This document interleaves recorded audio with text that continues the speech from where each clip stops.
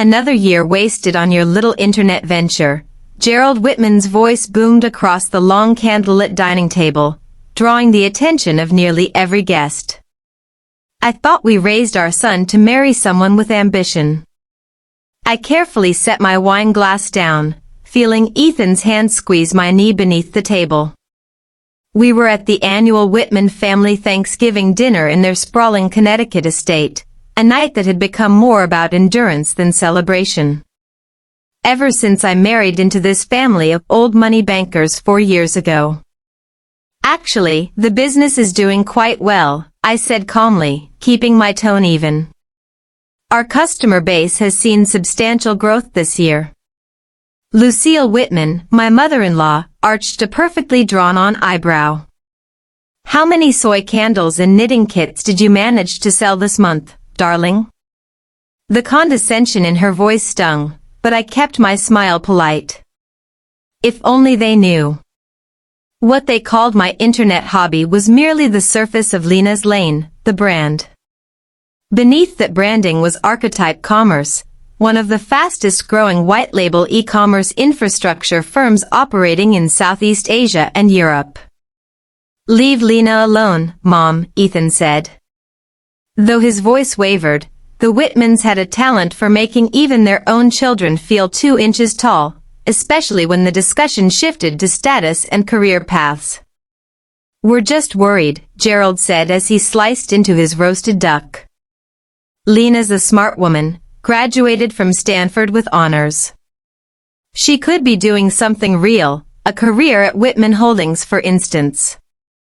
Instead, she's running a digital souvenir shop. I thought about the confidential documents locked away in my home office, papers formalizing tomorrow's partnership announcement. Whitman Holdings, for all its polished history, was losing ground fast in the Fintech race. Their leadership believed acquiring Archetype Commerce would be their ticket to relevance. If only they knew who owned it. Speaking of careers, Lucille chimed in, turning to Ethan, we're also proud you're in line for a managing director role next quarter. Finally, some real success in the family. Ethan shifted beside me, swallowing hard. He was proud of me, one of the few who knew the full scope of what I'd built. Only he, my attorney, and my COO were aware of my ownership. That's great news, I said sincerely. I'm truly proud of you. Yes, well, Gerald raised his glass. At least one of you appreciates real business. Banking is the backbone of this country, not these overnight online fads.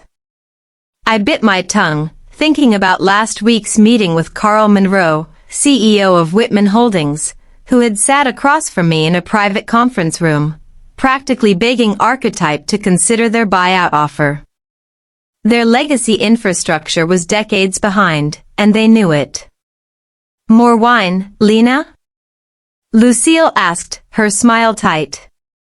You must need it spending all that time with, what do you call them, internet celebrities? Influencers, I corrected gently. And no thank you. I have an important meeting in the morning. Oh, Gerald's tone was syrupy and insincere. Another digital pop-up shop? No, Ethan spoke up, his voice firm now. It's a meeting with your board of directors, Dad. The room went silent. Gerald's fork hovered midair. What are you talking about? Lena's been asked to consult on Whitman Holdings' digital transformation strategy, Ethan explained, giving me a subtle, proud wink, given her experience in global e-commerce. Absolutely not, Gerald snapped. Carl wouldn't. He already did, I said, my smile finally reaching my eyes. Tomorrow, they'd learn just how real my business truly was. Would never, the board wouldn't, Gerald stammered. The board would, I said evenly. And they did. In fact, Mr. Monroe personally requested I attend tomorrow's meeting. Lucille let out a shaky laugh. Surely, there's been some kind of misunderstanding. No offense, dear, but what could a small online retailer possibly offer a major financial institution? I smiled. You'd be surprised what e-commerce teaches you, Lucille. For example, did you know that more than 70% of all banking transactions now happen online? Or that traditional banks are losing millions of customers to digital-first competitors? That's ridiculous, Gerald scoffed. But his eyes told a different story. Fear. He knew I was right. Whitman Holdings has been serving clients for over a century, he barked. We're not going to be replaced by some trendy app. If he only knew. Archetype Commerce had processed more transactions in October alone than Whitman Holdings had in the past 12 months. Their acquisition offer had been pitched as a rescue plan, disguised as a merger. They thought they were absorbing me. They had no idea I was preparing to absorb them. Times change, Gerald, I said softly. The only question is, do we change with them, or get left behind? The rest of dinner passed under a strained silence, broken only by Lucille's awkward attempts to steer the conversation toward country club memberships and Ethan's potential promotion. As we prepared to leave, I heard Gerald pull Ethan aside for what he thought was a private conversation. Control your wife? He hissed. It's bad enough she wastes her time with that internet nonsense. But now she's interfering in real business? Fix this, Ethan, or your nomination for managing director might not go through. The drive home was silent at first, until we were well past the rows of gated estates and manicured hedges. Then Ethan burst out laughing. Did you see Dad's face when I mentioned the board meeting? I thought a blood vessel was gonna pop. I smiled, gripping the steering wheel a little tighter. Just wait until he finds out who really owns Archetype. How much longer do we keep this secret? Ethan asked, turning down the private gravel road that led to our lakefront property, the one his parents assumed we could barely afford. I checked my watch. About 14 hours. Meeting starts at 9. Ethan shook his head in disbelief. 3 years of smug comments, eye rolls, and whispered jabs at your little online shop. And tomorrow they find out you're the one keeping their company from digital extinction? Not owning them, I corrected. Saving them. Whitman Holdings is 3 months away from digital bankruptcy. They just don't realize it yet. In my home office, I unlocked the safe and pulled out the real acquisition documents. Not the ones their legal team had drafted. The ones my legal team had finalized. The terms were clear. Archetype Commerce would take controlling interest. Whitman Holdings would be restructured under our tech-forward strategy. Leadership positions would shift. And the Whitman family? They'd no longer be calling the shots. My phone buzzed. A message from Carl Monroe. All set for tomorrow. Full board in attendance. Ready when you are. I ran my fingers across the embossed Archetype logo on the folder. Thank you, Gerald, I whispered. You taught me exactly how not to run a modern company. Ethan appeared in the doorway with 2 champagne flutes. To tomorrow? I took one, letting the moment settle in. You know what's funny? I said. If they'd actually paid attention to Lena's lane, the site design, the custom payment flow, the analytics dashboard, they might have figured it out. But they didn't, Ethan said, grinning. Because they were too busy underestimating you. Exactly. The processing system. The customer interface. The analytics dashboard. It's all Archetype technology, I said, sipping my champagne. I've been showing them the future of digital commerce for 3 years, but they were too busy looking down their noses to recognize it. Ethan shook his head. That's my parents. So obsessed with tradition they can't see innovation, even when it's sitting across from them at the dinner table. Outside, the lake shimmered under the moonlight, still and quiet. But by tomorrow morning, that calm would shatter.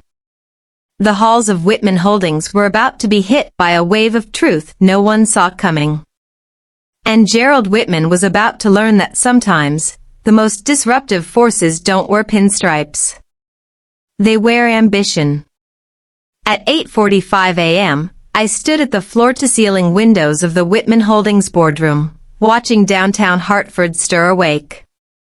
The room smelled like aged leather and formality. Mahogany-paneled walls, oil paintings of dead financiers, and shares meant more for legacy than comfort. Board members filed in one by one, murmuring polite greetings. Then came Gerald. He stopped dead in the doorway when he saw me, his face clouding over. "What is she doing here?" he demanded. "This is a closed board session." "Good morning, Gerald," I said evenly. "Mr. Monroe invited me." "Carl," he barked, turning toward the CEO, who was calmly arranging presentation materials. Carl Monroe didn't flinch. "Actually, Mrs. Whitman's presence is essential today." Gerald's jaw clenched. "But she's not." "She's just Robert," came another voice, Lucille still in her tennis whites, breathless from rushing. "What's going on?" "You said this was urgent." She stopped cold when she saw me. Her eyes widened. "What is she doing here?" "Please, everyone, take your seats," Carl said, his tone brisk. "We have a lot to cover." The tension was electric. Gerald and Lucille took their usual seats beside the CEO, both of them exchanging glances that tried to conceal their unease. "As many of you know," Carl began, "Whitman Holdings has been working aggressively to modernize our digital infrastructure. 3 months ago, we entered acquisition talks with Archetype Commerce, one of the fastest-growing digital platforms in e-commerce and Fintech." Gerald puffed up. This was his pet project. The deal he thought would cement his legacy.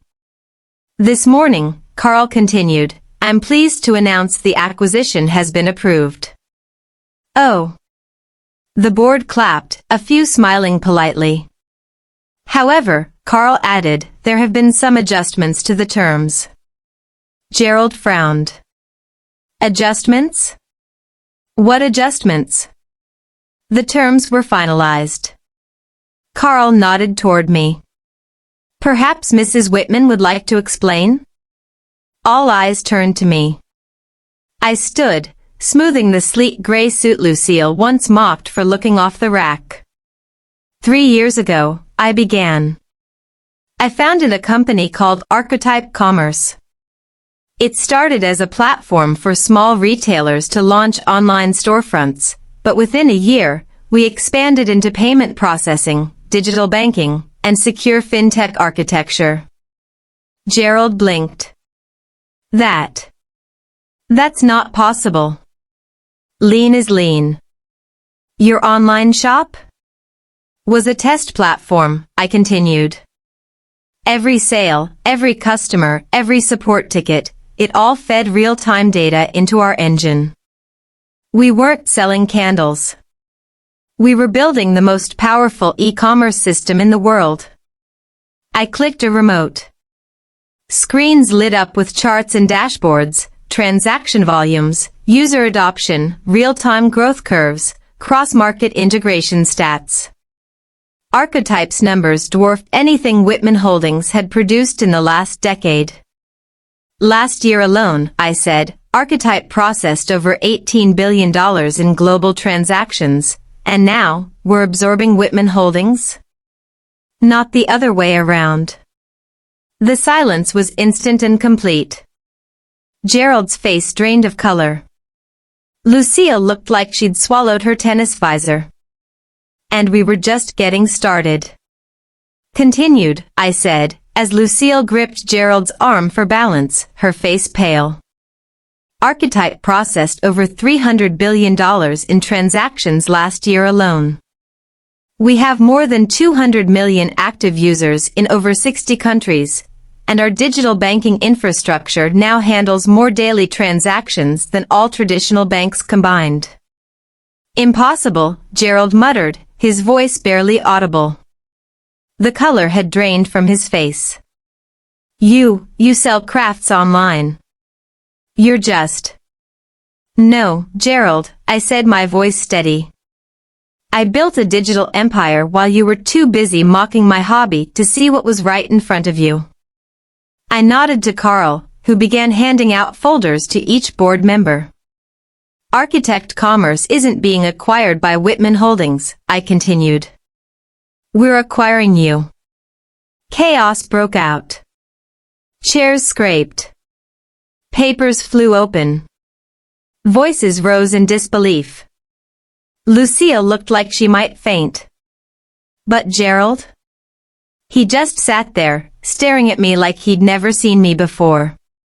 Carl raised his voice above the noise. The terms are generous. Whitman Holdings will retain its name, but operations will fully integrate with Archetype's infrastructure. Every current employee will keep their role, though there will be some adjustments in executive leadership. This is outrageous, Gerald snapped, finally finding his voice. The board would never approve this. They already did, said Eleanor Walsh, the board's longest-serving member.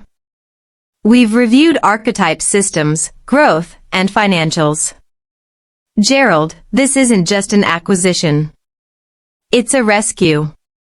A rescue? Lucille gasped. Yes, I said gently. Your systems are outdated by a decade. You're hemorrhaging clients to digital-first competitors. Without this merger, Whitman Holdings would be insolvent in less than a year. Gerald slumped in his chair. The fight drained from him. How? How did we not know? About Archetype? About you? I looked at him, thinking of every dinner party, every forced smile across a linen-covered table. You did know, I said. You just never bothered to look. Every time you dismissed my little website, you were mocking the very platform you were now begging to acquire. The next few hours passed in a blur. Signatures, legal briefings, press coordination. By late afternoon, the news broke. Digital titan Archetype Commerce acquires Whitman Holdings in historic Fintech deal. Ethan found me in my new office that evening, once Gerald's, now freshly renamed and redesigned. He leaned on the doorframe, grinning. Mom locked herself in the country club spa, he reported.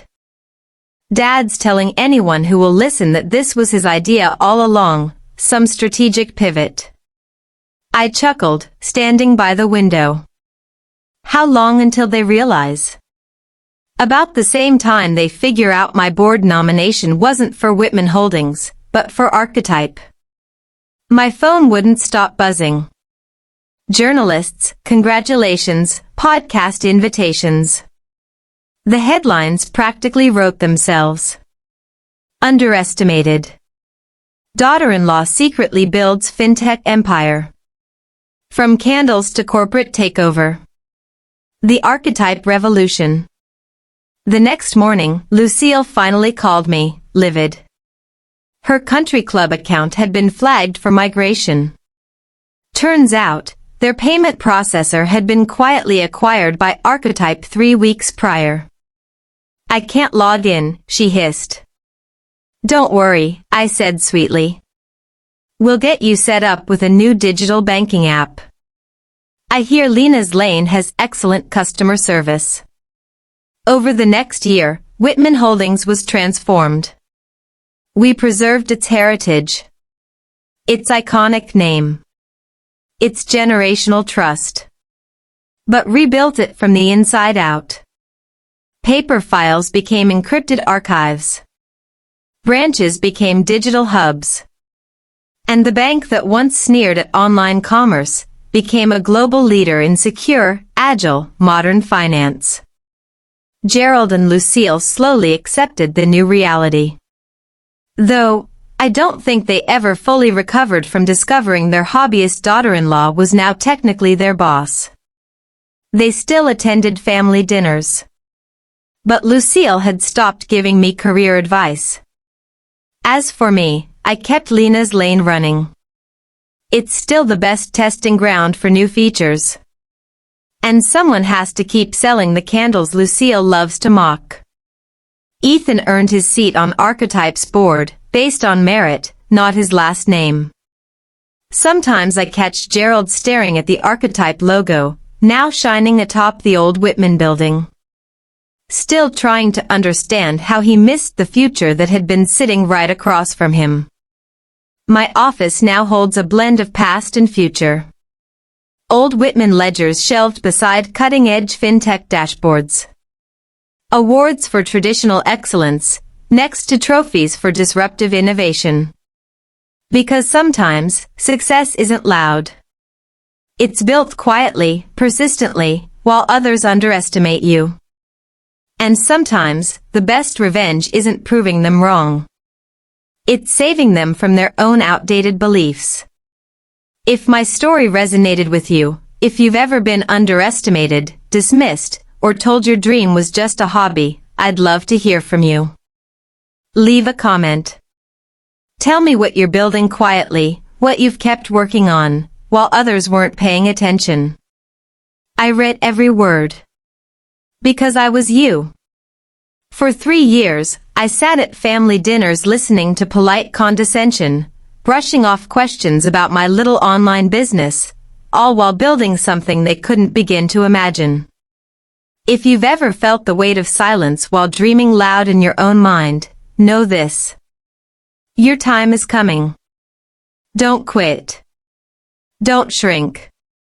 Keep showing up for your vision, even when no one claps yet. And if you believe in people who bet on themselves, stand with me. Share this story. Let it reach someone else who's quietly building a legacy. Here's my advice.